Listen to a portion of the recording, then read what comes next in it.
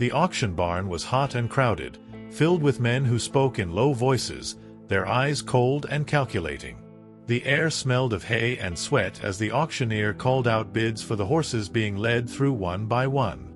At the back, leaning against the wooden fence, Orville Henshaw, a 65-year-old farmer, watched without much interest. Life had already taken almost everything from him. His wife, his children who had left, and now his farm, which was on the brink of collapse. Then he saw it. A chestnut mustang, thin, its ribs visible, its mane tangled and unkempt. A wooden sign hung around its neck with a cruel word painted in bold letters, "Useless." No one seemed interested. Maybe it was too wild, maybe it had no purpose anymore. Either way, its fate was nearly sealed. Someone had to buy it, or it would be sent to the slaughterhouse. $10. "Who'll give me 10? The auctioneer shouted impatiently. Silence filled the barn. No hands went up. 8? 5? Nothing. Orville clenched his fists. He didn't need a horse. He barely had enough to feed himself, let alone another mouth to care for. But something about that mustang stirred something deep inside him. An instinct. A recognition. He knew what it felt like to be discarded, to be called useless. Before he could think twice, his hand went up. "I'll take it." Laughter rippled through the barn. People whispered, shaking their heads, but Orville ignored them. He stepped forward, ran a rough hand over the mustang's dirty coat, and whispered, "You're not useless. You just don't know it yet." What he didn't realize was that this unexpected purchase was about to change his life forever. The mustang's hooves struck the dirt road in a slow, steady rhythm as Orville led him away from the auction barn. The weight of the rope in his hand felt heavier than it should have, as if it carried something more than just the horse's reluctant steps. The sun hung low on the horizon, painting the sky in streaks of burnt orange and deep purple, but Orville barely noticed. His thoughts churned with doubts. What had possessed him to spend even a single dollar on a creature no one wanted? His farm was falling apart, his pockets were nearly empty, and now he had taken on another mouth to feed. He glanced sideways at the mustang. The animal moved without resistance, head low, eyes dull. It wasn't like the other wild horses Orville had seen in his lifetime. Those had fire in their veins, fought against ropes and fences, refused to be tamed. But this one had already lost the fight. Its ribs pressed against its thin coat, and its once powerful muscles had withered from neglect. It followed Orville not out of trust, not out of fear, but out of sheer indifference. The journey home stretched longer than usual, or maybe it just felt that way. When the familiar outline of his farm finally appeared in the fading light, Orville exhaled a breath he hadn't realized he was holding. The place looked worse than ever. Fences barely standing, weeds creeping through cracked soil, the barn sagging under years of wear. It wasn't much, but it was all he had left. And now, somehow, it was home to both a broken man and a broken horse. Reaching the barn, Orville pulled open the heavy wooden door, its hinges groaning in protest. Inside, the smell of old hay and dust filled the air, mixing with the faint scent of rain drifting in from the open fields. He guided the mustang inside and unhooked the lead rope, giving the horse its first taste of freedom in this new place. The mustang stood still, ears twitching, nostrils flaring slightly as it took in the unfamiliar surroundings. But there was no fight, no curiosity, just the same empty stillness. Orville grabbed a handful of hay from a nearby bale and placed it on the ground before the horse. He watched as the mustang lowered its head, hesitated, then turned away. It wasn't hunger that plagued this animal. It was something deeper, something harder to fix. He had seen it before, in men who had returned from war, in friends who had lost everything. This horse wasn't just starved, it had lost the will to try. As he stepped back, Orville rubbed a tired hand over his face. Maybe the folks at the auction had been right. Maybe this horse really was useless. But as he shut the barn door for the night, a small voice in the back of his mind whispered something else. So was he once. Morning came with a gray sky and the distant rumble of thunder. Orville stepped out onto the porch, his joints stiff from another restless night. He took a slow breath, letting the damp, earthy scent of the coming storm fill his lungs. The air felt heavy, like it carried something more than just rain. Maybe it was the weight of his own thoughts, the creeping doubt that had settled in ever since he'd brought that Mustang home. Pulling his coat tighter around his shoulders, he made his way toward the barn, boots sinking slightly into the soft dirt. He didn't expect much. The night before, the Mustang had barely acknowledged the food and water he'd left. Maybe it was too far gone, too broken to care. Maybe it had given up just as much as he had. When he pushed open the barn door, the dim morning light spilled in, illuminating the Mustang standing exactly where he had left it. The hay remained untouched. The water bucket barely disturbed. The animal hadn't even moved. Orville let out a long sigh and stepped inside, his boots scuffing against the packed dirt floor. He studied the horse, noting the way its ears flicked slightly at his approach, but nothing more. The Mustang didn't shy away, didn't react, didn't fight. It just existed, like a ghost of what it had once been. "You're a damn mystery, aren't you?" Orville muttered, resting his hands on his hips. He had dealt with plenty of difficult horses in his younger days. Wild ones, mean ones, stubborn ones. But this was different. This wasn't defiance. This was absence. Like something inside the animal had been hollowed out and left behind. Slowly, he reached out, letting his fingers brush the Mustang's coarse coat. The horse flinched, just barely, but didn't step away. Its skin twitched under his touch, as if the feeling of human contact was something unfamiliar. Orville frowned. This wasn't just neglect. Something had happened to this horse. Something that had stripped it of more than just its weight. Gritting his teeth, Orville pulled back and grabbed the brush hanging from a hook nearby. If nothing else, the horse needed cleaning up. Moving carefully, he ran the bristles down the Mustang's back, working through the layers of dust and grime. The horse stood still, tolerating it, but there was no ease in its posture, no relief in its eyes. As Orville worked, his mind wandered. Maybe it was foolish to think he could save this animal. Maybe he was just as lost as the horse was. But as he moved the brush over the Mustang's ribs, feeling each sharp bone beneath the skin, a small ember of stubbornness flickered inside him. He had nothing left to lose. And maybe, neither did the horse. The sky had darkened by midday, heavy clouds rolling in from the west, promising a storm. Orville sat on an old wooden stool just outside the barn, running a rough hand over his face. The Mustang was still inside, standing in the same spot, as if tethered by an invisible chain. It hadn't touched its food, hadn't tried to explore, hadn't even let out a single sound. It was as if the horse had forgotten how to be alive. Orville exhaled, glancing toward the fields. The land was failing him, just like everything else.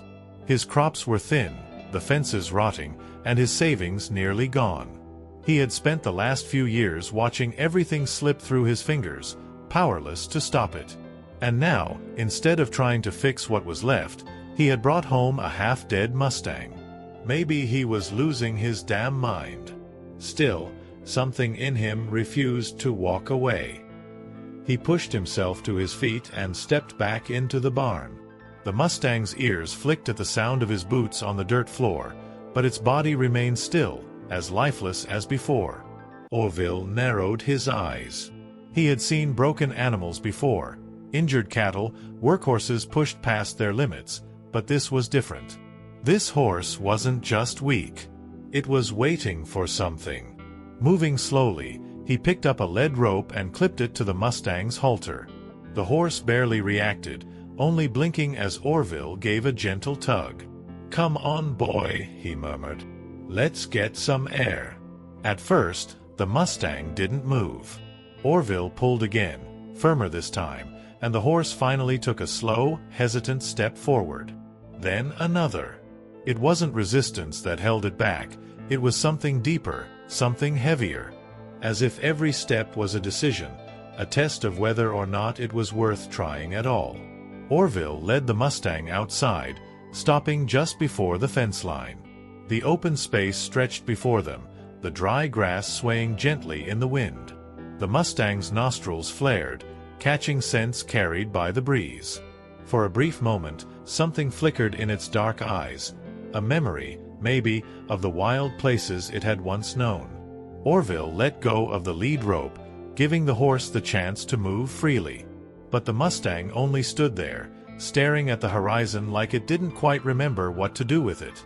A gust of wind blew past them, rattling the barn doors and sending a ripple through the tall grass. The Mustang tensed, muscles twitching, but it didn't run. It didn't fight. It just stood still. Orville sighed, shaking his head.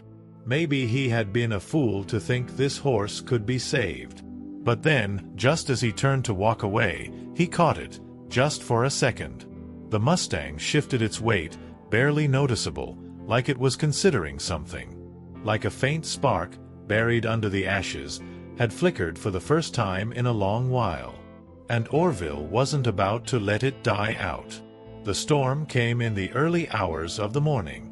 Rain hammered against the tin roof of the barn, the wind howling through the cracks in the wood like a wounded animal. Orville lay awake in his small house, staring at the ceiling, listening. He wondered if the Mustang was afraid, if the sound of the storm reminded it of something, of wide open plains, of running wild before the world had caged it. By sunrise, the rain had slowed to a steady drizzle, leaving the air thick and cool. Orville pulled on his boots and made his way to the barn. When he pushed open the door, he half expected to find the Mustang in the same frozen state as before, unmoving, unfeeling. But something was different. The hay was disturbed. The water bucket had been knocked over. The Mustang stood near the stall's entrance, ears pricked, nostrils flaring. It wasn't much, but it was more life than Orville had seen in it since the auction. "Well, look at that," he muttered, stepping inside.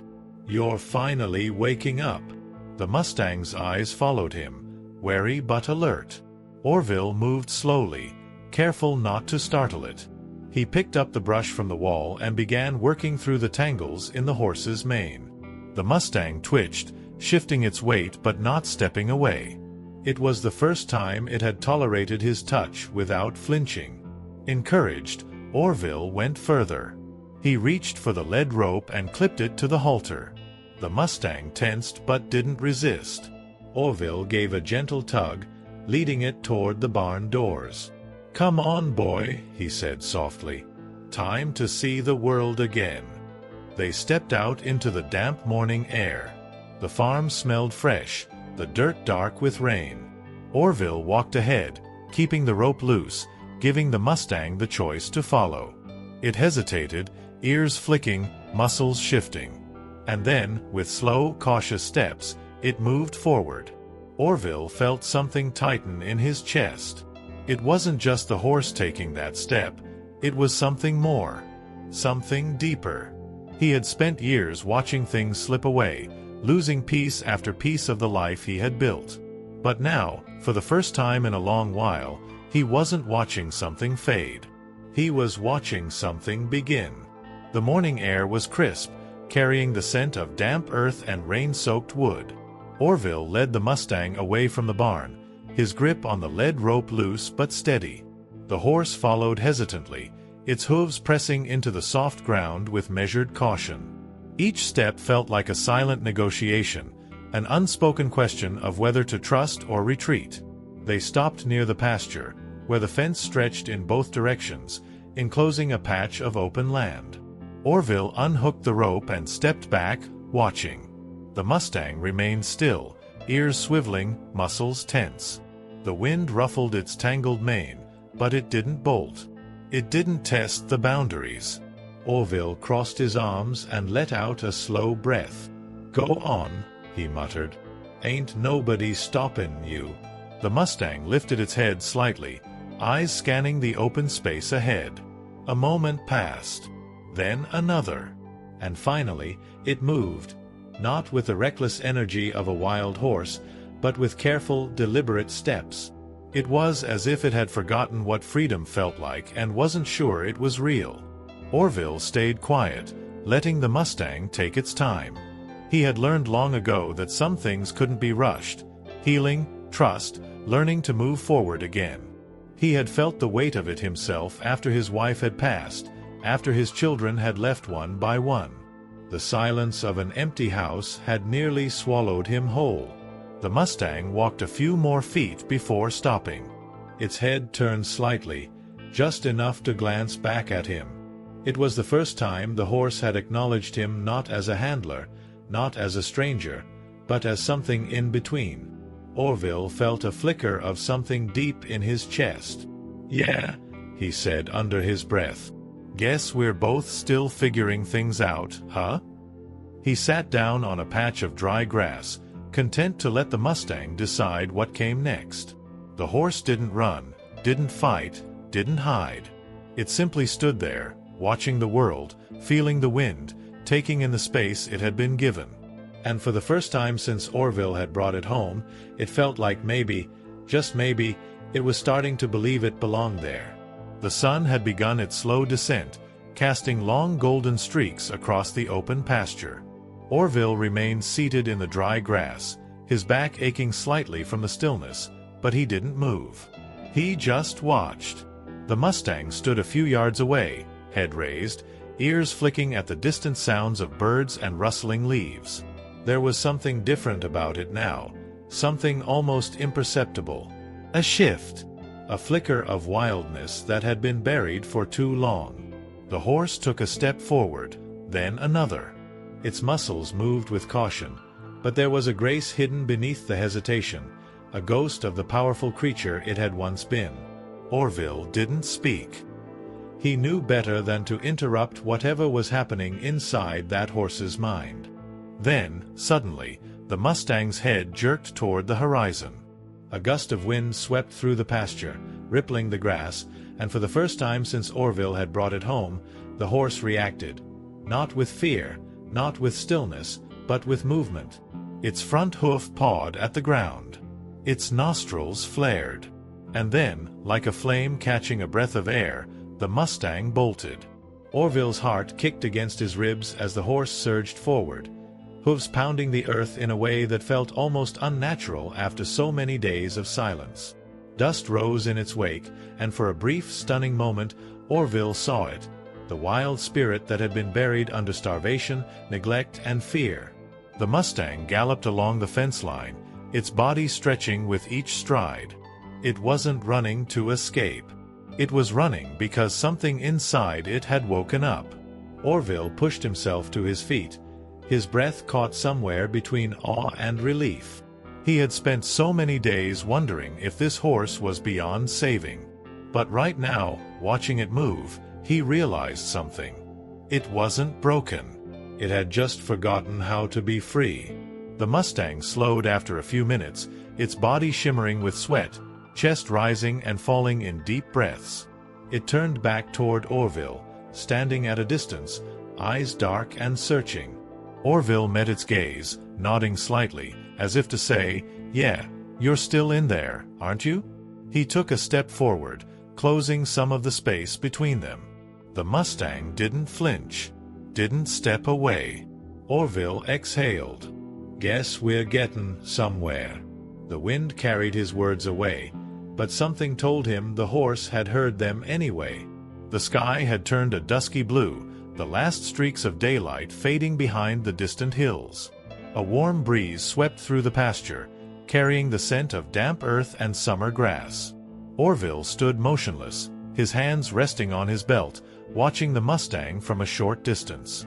The horse's sides heaved from exertion, sweat darkening the patches of its coat where the muscles still held strength beneath the bones. For the first time since the auction, the Mustang looked alive.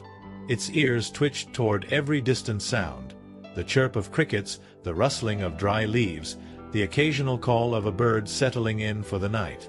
It was aware of everything, attuned to the world around it in a way that only wild creatures could be. Orville recognized that instinct. It was the same sharp, survival-driven awareness that he had felt on the hardest days of his life, when loss had hollowed him out and left nothing but reflex and routine. But tonight, something was different. The mustang had run. Not to escape. Not out of panic. But because it had needed to, because something buried deep inside had woken up. Watching it now, standing there with its head raised and nostrils flared, Orville could see it, the spark, the faintest ember of the horse it had once been. He took a careful step forward. The mustang shifted its weight slightly, its ears flicking back for just a second, but it didn't move away. That alone was progress. "Easy, boy," Orville murmured, keeping his voice low. "Not gonna hurt you." He lowered himself slowly onto the grass, wincing as his knees protested the movement. His bones weren't as forgiving as they used to be, but he didn't let it show. He simply sat there, hands resting on his knees, gaze steady. The mustang watched him closely. There was no trust yet, not really. But there was something new, a flicker of curiosity, the tiniest crack in the wall it had built around itself. Orville let the silence stretch between them. He had worked with horses long enough to know that trust wasn't something you forced. It was something you earned, moment by moment, breath by breath. And then, just when he thought the mustang would turn away, it took a step forward. Orville didn't move. He barely even breathed. The mustang hesitated, its muscles coiled like a spring, every instinct screaming at it to flee. But it didn't.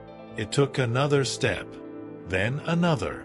It stopped just a few feet away, close enough that Orville could see the ridges of its ribs, the small scars along its legs, the deep, cautious intelligence in its dark eyes. The horse was waiting, waiting to see what he would do next. Slowly, Orville lifted a hand, palm up, resting it on his knee. He didn't reach out. He didn't push. He simply offered. The mustang hesitated, nostrils flaring as it took in his scent. Orville could feel the tension in the air, the weight of the moment balancing on the edge of a knife. And then, after what felt like an eternity, the mustang lowered its head. It was barely a touch, just the briefest brush of a velvety muzzle against the back of Orville's weathered hand. A moment so small it could have been imagined. But Orville knew it wasn't. His throat tightened, and for a long while he said nothing. He just let the moment settle, let the mustang pull away on its own terms. When the horse finally stepped back, there was something different in its posture. It wasn't trust, not yet, but it was something close. "That's a start," Orville muttered, voice rougher than he expected. The mustang watched him for a moment longer, then turned, walking back toward the pasture with a steadier stride, its head held just a little higher. Orville leaned back on his hands, exhaling slowly.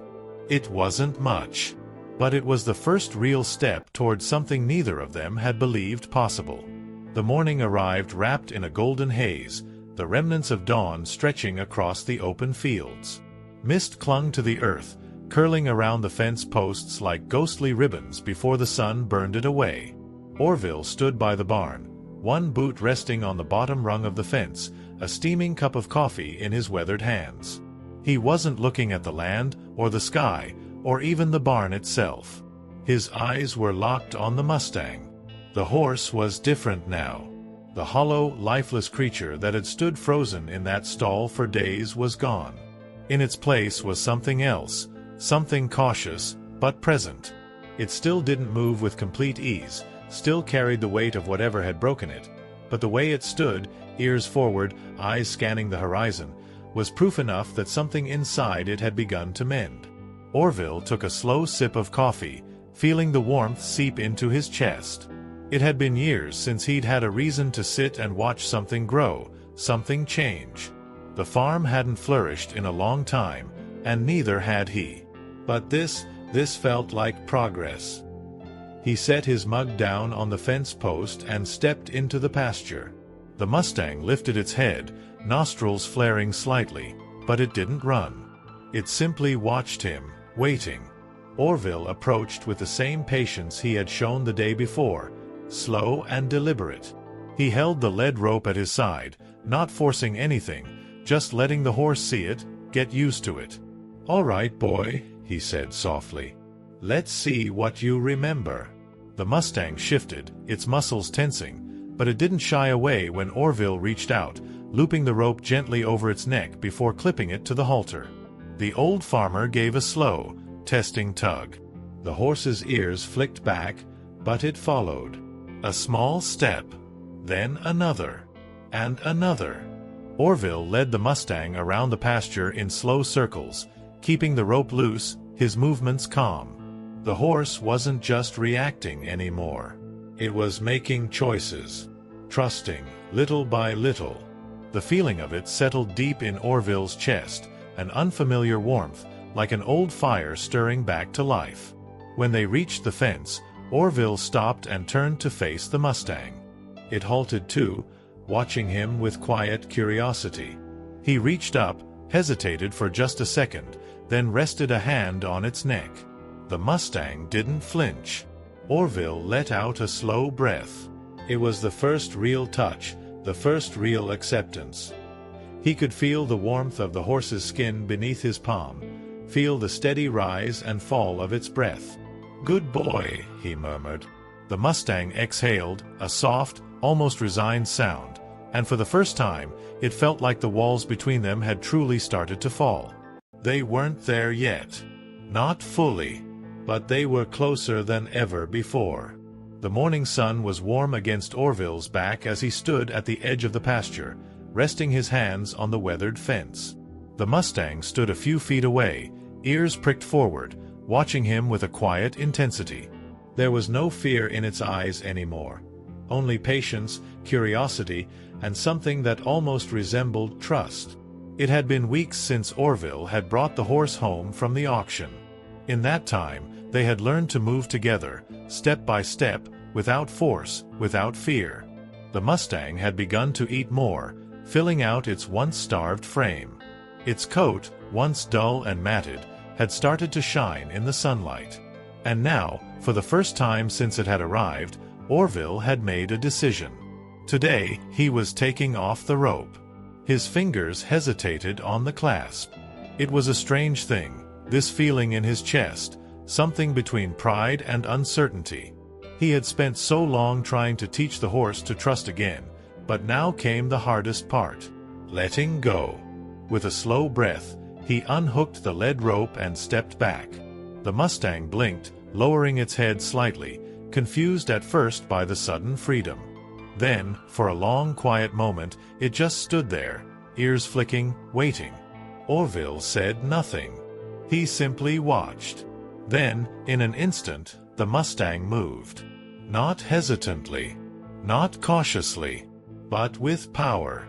It bolted across the field, hooves tearing into the earth, kicking up dirt as it stretched its legs in a full, unrestrained gallop. Orville felt his breath catch. He had seen horses run before, but this was different. This wasn't just movement. This was something deeper, something raw and wild and true. The mustang reached the far end of the pasture, then turned sharply, its muscles rippling beneath its coat as it raced back, mane whipping in the wind. It was running not because it was afraid, not because it was escaping, but because it finally could. Orville felt something sting at the corners of his eyes, but he didn't wipe it away. He just stood there, hands on his hips, watching the mustang reclaim itself, piece by piece. When the horse finally slowed, it turned toward him, standing tall and proud in the sunlight. Its dark eyes met his, holding his gaze for just a second longer than before. A silent understanding passed between them. Orville nodded. "Yeah," he murmured, voice thick. "Told you you weren't useless." The mustang snorted, tossing its head, before trotting off again, free in a way it hadn't been in a long, long time. Orville exhaled, rubbing a hand over his face as he leaned against the fence. He had spent years feeling like the world had left him behind, like there was nothing left to build, nothing left to hold on to. But today, watching that horse run, he realized something. Sometimes, all it took was a second chance. And maybe, just maybe, he had gotten one too.